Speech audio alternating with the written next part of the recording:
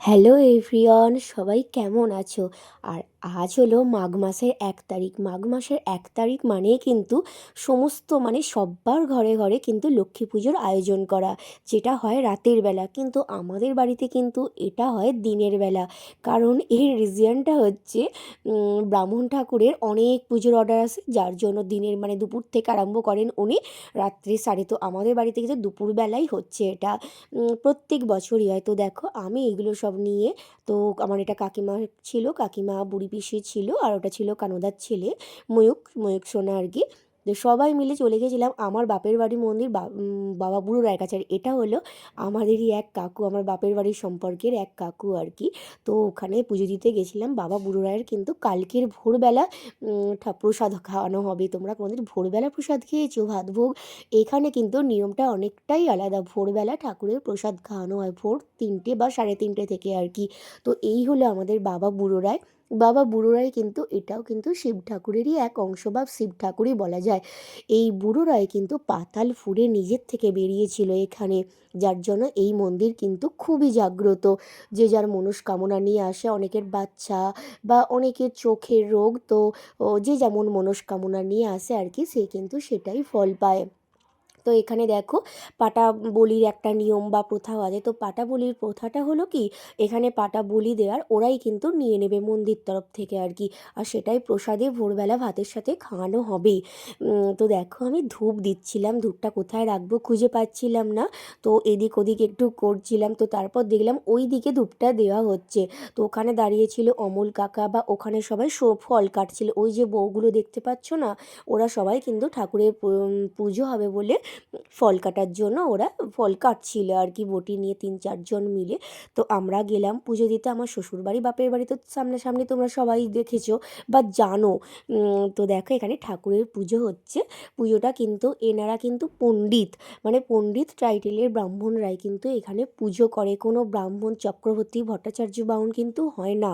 তো দেখো ওনারা পুজো করছে। আর এখানে সবাই তো যেহেতু সবার এখানে জমি জায়গা আছেই, তো জমির থেকে ফসল তো সবারই হয়, তো ওরা ফসলের যেগুলো হয় আর কি সেগুলোই বাবার মন্দিরে দিয়ে কাটাকুটি চলছিল আর কি। তো আমরা এখানে আসার সময় কাশীনাথের দর্শন করে গেলাম, বা কাশীনাথকে নন্দী মহারাজকে প্রণাম করে গেলাম। আমার তো যেখানেই যাই ভোলেনাথের দর্শন পাই, তো ভোলেনাথকে প্রণাম করার আগে নন্দী মহারাজকে প্রণাম করতে হয়। তো ময়ূক শোনা দেখো, আমি জড়ি ধরেছিলাম বলে নন্দী মহারাজকে, ও একটু জড়ি ধরতে এসেছিলো, দেখ ফটাং করে চলে গেল।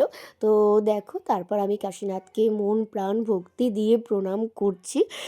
তো এইখানে শিব ঠাকুরটা থেকেই কিন্তু আমি আরম্ভ করেছিলাম শ্রাবণ মাসের সোমবার। তোমাদেরকে তো আগেও বলেছি, অনেকবারই বলা হয়েছে আমার ভিডিওতে, যখনই যে কোনো মন্দিরে যাই না কেন। এগুলো তো আমার বাড়ির কাছেরই মন্দির, শ্বশুর বাড়ি বাপের বাড়ি মোটামুটি সবাই কাছাকাছি, যেহেতু এই মন্দিরগুলো দুটো দুটো বাড়িরই পড়ে আর কি মন্দিরগুলো। তো দেখো প্রণাম করে নিয়ে আমরা একটু বেরিয়ে পড়ছি। তো এখানে দেখো ময়ূক সোনা একটু বদমাইশি করছিল, যে উনি হেঁটে যাবেন না, যাতে পায়ে লাগছে। তো আমি ওকে কিডন্যাপ করে নিয়ে যাচ্ছি, ও কোলে উঠতে চাইছিল না, আমি জোর করে ওকে কোলে তুলেছি। ও বলছে আমাকে নামাও। না নামাবো না, তোর বাবাকে বলবি 500 টাকা দে, তবেই আমি কিন্তু নামাবো। তো দেখো আমি বাড়ি চলে এসেছি। বাড়ির লাস্ট থেকে দেখো আমাদের কিন্তু আলপনা দেওয়া হয়েছে। ওই যে আলপনাটা দেখছো না, ওটা কিন্তু একবারে অনেকটা দূর থেকে দিয়ে দিয়ে একদম ওপরে গেছে। তো দেখো আমি একবার গেলাম ওপরে, শাড়িটা চেঞ্জ করে, পুজো হচ্ছে যেহেতু দুপুরবেলা, প্রণাম করতে গেলাম। এখানে কাকিমা, বড় মা, আমার শাশুড়ি মা সবাই আছে, পুজো দেখছে আর কি। আমার কিন্তু খাওয়া হয়ে গেছিলো, খাওয়া যাওয়ার পর প্রণাম করে তারপর প্রণাম করেছি। তো এটা দেখো সন্ধেবেলা কাপড় পরে যেমন সন্ধে দিই প্রত্যেক দিনের মতো, তো সেটাই করছিলাম, সন্ধে দিচ্ছিলাম। আবার শাশুড়ি মার শরীরটা একটু খারাপ, দুধের সেদ্ধ পিঠের নিয়ম যেহেতু আজকে আছে, দুধের সেদ্ধ পিঠে করতে পারবে না বললো, শরীরটা খারাপ বলে। তো আমি ভাবলাম তাহলে আমি একটু আলতা পরে নিই। তো কাপড় পরে তো প্রতিদিনের সন্ধে দিই, কাপড়টা তো পরতেই হবে, কাপড় পরে আলতা পরে একটু ওপরে গেলাম মা লক্ষ্মীকে প্রণাম করতে। প্রণাম করে দেখো আমাদের মা লক্ষ্মীর এখানে প্রণাম ওই যে যেটা যেন বলে, সরি পুজোটা আর কি, পুজোটা মা লক্ষ্মীর পুজো তো সারা হয়ে গেছে। তো আমি একটু সন্ধেবেলা মোমবাতি মানে বাতি ঘোরাতে এসেছিলাম আর কি। এবার তো ওটা তুলে দেবে। তো দেখো আমি বাতিটা দেওয়ার পর বা সন্ধ্যা দেওয়ার পর আর কি, তো দুধের সেদ্ধর পিঠেটা করছিলাম। দেখো আমার মেয়ে তো খুবই বায়না করছিল যে খাবো খাবো বলে, যার জন্য ওর জন্য স্পেশালি করলাম। আর ওই তো লক্ষ্মী, তাই না, মেয়েরাই লক্ষ্মী হয়। আর যেহেতু ঘরে ছোটো বাচ্চা মেয়ে, ও যখন খাবে বলি তখন তো করতে পারি না, সেটা না করেছি। আর দেখো তারপর করার পর খেয়ে একটু বেরিয়ে পড়েছিলাম আমার বাপের বাড়িতে, যেহেতু কাল ভোরবেলা মাকে নিয়ে প্রসাদ খেতে যাবো, তো তার জন্য। আর এখানে বাপের বাড়িতে দেখো লক্ষ্মী পুজোর আয়োজন করা হয়েছে। আর আমার মেয়ে দেখো এখানে কি করছে, আর আমার ভাইজি, দুজন মিলে মানে ওরাই আর কি পুজো করে ফেলছে। আর ও হয়েছে লক্ষ্মী আর আমার মেয়ে হয়েছে বোধহয় পূজারি। দুজন মিলে কী কাণ্ডই না করছে দেখো। পূজারীকে আর বোধহয় পুজো করতে হবে না, ওদের দ্বারাই পুজো হয়ে যাচ্ছে। আর আমার ভাজিটা এত মিষ্টি, আবার দুষ্টুও আছে, কাঁদবে তো কেঁদেই চলবে। তো দুজনার তো সবসময় হয়েই রয়েছে। দেখো ধূপ দেখাচ্ছে, কী কাণ্ডই না করছে। আমি আর বারণ করলাম না, ওরা যা করছে করছে। মানে যখন ব্রাহ্মণ আসবে তখন আবার তো পুজো তো হবেই। তো যাই হোক, আমরা দেখো এটা সেজো কাকিমার ঘর ছিল, তো আমরা একটু ওয়েট করছিলাম বোন কখন আসবে। বোনও আসার কথা আছে আর কি। তো বোনের জন্য, বোনেরও একটা ছোটো পুচকি মেয়ে আছে, সেও এসে আবার জয়েন দেবে। আরও তিনজনের সাথী সঙ্গী মানে মোটামুটি বেড়েই যাবে আর কি। তো তিনজন মিলে দারুণ একটা খেলা হবে। আমার মেয়েকে নিয়ে আসবোই না ভেবেছিলাম, ওর যেহেতু পড়াশোনা ছিল, তো ও বললো মা যাবো। আমি ঠিক আছে চল তাহলে, সকালবেলা আবার চলে আসবো। তো দেখো এখানে ধূপগুলো জ্বালানো হয়েছে। আমার মেয়ে যে ধূপগুলোকে নিয়ে বাতি ভেবে নাকি বাজি ভেবে কী যে করছে ভগবান জানে। এদিক ওদিক করে বারণ করছিলাম, একটু শুনছিল না। খুব বদমাইশিপনা করছিল। এখন একটু বড্ড দুষ্টুই হয়ে গেছে। সরকারি স্কুলে ভর্তি হয়ে, তাহলে সেখানে একটা ডিসিপ্লিনের মধ্যে ছিল, এখানে ডিসিপ্লিনটা অনেকটাই কম দেখেছি। তো যাই হোক দেখো ফাইনালি চলে এসেছে আমাদের ব্রাহ্মণ ঠাকুর।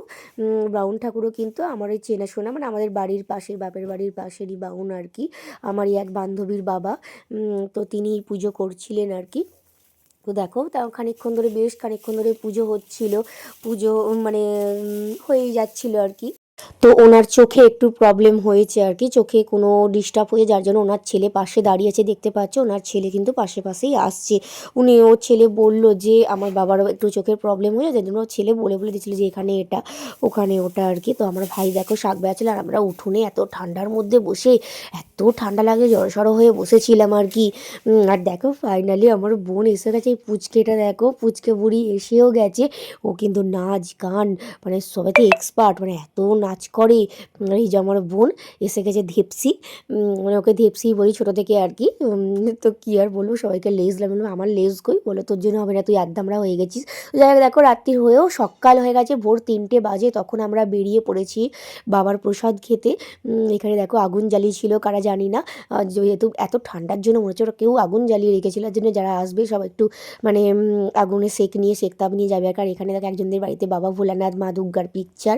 তো দেখো তারপর আমরা ফাইনালি এসেও গেছি বাবার মন্দির। দেখো এত ভিড়, মানে ভালো রকম ভিড়, কিন্তু আগে কিন্তু আরও ভিড় হতো। এখন যেহেতু মানুষের বয়স হচ্ছে, যার জন্য সকালবেলা উঠতে পারছে না। এখানে দেখো মন্দিরটা দেখো কি সুন্দর সাজিয়েছে, মন্দিরটা কিন্তু রিপেয়ারিং করা হবে, যেহেতু অনেকটাই মানে ফাটল ধরে গেছে বা কালারটা অনেকটা মানে হেজি টাইপের হয়ে গেছে, যার জন্য। তো দেখো আমাদের বাবা ভোলেনাথ বা বাবা শিব ঠাকুর বুড়ো রায় আর কি, এটা কিন্তু পাতালপুরেই বেরিয়েছিল, তোমাদেরকে বললাম। বাবাকে প্রসাদ দেওয়া হয়েছে, প্রসাদ দেওয়ার পরই কিন্তু তারপর ভক্তগণ প্রসাদ পাবে। তো দেখো বাবাকে খুব সুন্দরভাবে প্রসাদ কর দেওয়া হয়েছে। আর এখানে ছিল মালসা ভাত ভোগ, যারা যারা মালসা নেবে আর কি। তো আমি আর মা গেছিলাম একটু বাবাকে প্রণাম করতে ওইখানে। তো আমি একটু ডিপে নিয়ে গেছিলাম আর কি। তো আমি জানতাম না এখানে স্নান জলটাও হয়তো মদেরই কিছু একটা হবে। যাই হোক আমি নিলাম, নেওয়ার পর যখন একটুখানি মুখে করলাম তখন একদম মানে মদের যে স্বাদটা হয় আর কি, সেটাই। তো আমি একটু খেতে পারলাম না, বাট যেটা মুখে নিয়েছিলাম সেটা কিন্তু খেয়েছিলাম। ওটাতে কোনো মানে ঘৃণা বা কোনো কিছু করতে নেই, তোমরা জানো বাবা স্নান জল, এটা মুখ বন্ধ করেই খেয়েছিলাম। একটু নিয়ে বাড়িতে নিয়েও এসেছিলাম, ওটা ভাইয়ের কাছে রয়ে গেছে। তো দেখো এখানে ভালোই ভিড় রয়েছে, তো আমরা লাইনে দাঁড়িয়েছিলাম আর কি। আর এখানে প্রসাদগুলো বেশ সারি সারিভাবে সাজানো, সব কিন্তু প্রসাদগুলো মানে নিয়েও যাবে। সবার মালসা ভাত ভোগ থাকে মানসিকের আর কি, যে মালসা থাকে সেগুলোই ছিল। তো আমরা দেখো সবাই মিলে অনেকক্ষণ ধরে দাঁড়িয়েছিলাম। এটা ছিল ফার্স্ট ব্যাচ।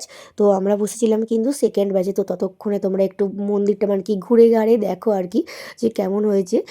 ভাতের সাথে কিন্তু মানে শুধু ভাত না, ভাতের সাথে অনেক কিছু থাকে যেটা তোমরা আমি যখন খেতে বসবো তখন তোমরা কিন্তু দেখতে পাবে যে ভাতের সাথে কী কী প্রসাদে আছে আর কি। পায়েস তো মাস্ট, পায়েস থাকবেই। তো দেখো এখানে সবাই কিন্তু ভোরবেলা বলে কিন্তু বাবার যারা ভক্ত তারা কিন্তু সবাই চলে এসেছে যাই বলো। একমাত্র হয়তো যারা পারছে না একদম তারাই আসেনি। তো যাই হোক, আমরা বসে পড়েছি খাবার মানে সকালবেলাই খেতে বসে গেছি আর কি ভোরবেলায়, তখন বোধহয় 4টে বাজে। কিন্তু যাই বলো এত ভোরবেলা কিন্তু ভাত খাওয়া যায় না। আমি কিন্তু এক হাতা ভাত নিয়েছিলাম, সেটুকুও উদ্ধার করতে পারিনি। যাই হোক খুব তৃপ্তি করেই খাচ্ছিলাম। ভাত দিল, বাঁধাকপির তরকারি, শাক, এখানে মালপোয়া আছে, লাউয়ের ডাল আছে, তারপর তোমার মাংস ছিল। দেখবে এই দেখো মাংসটা কি সুন্দর, পাঁঠার মাংসটা বেশ ভালো রকম সেদ্ধ হয়েছে। সবাইকে কিন্তু এক পিস এক পিস করে দেয় মাংস, বেশ ভালো রকম। ওর মা খায়নি, আমায় দিয়েছিল, আমিই খেয়েছিলাম মাংসটা। তো তারপর দিয়েছিল পায়েস, দিয়েছিল পায়েসটাও খুব ভালো খেতে ছিল।